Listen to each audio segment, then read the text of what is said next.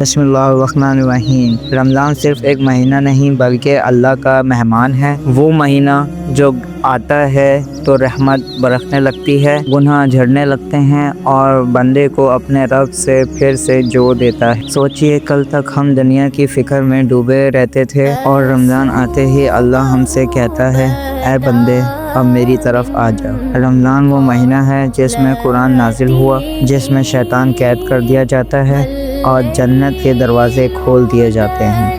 لیکن سوال یہ ہے کہ ہم تیار ہیں؟ رمضان صرف بھوک اور پیاس کا نام نہیں۔ افسوس، کئی لوگ رمضان کو صرف سحری، افطار اور نیند تک محدود رکھتے ہیں۔ رسول اللہ صلی اللہ علیہ وسلم نے فرمایا، بہت سے روزے دار ایسے ہیں جن کو اپنے روزے سے سوائے بھوک اور پیاس کچھ حاصل نہیں ہوتا۔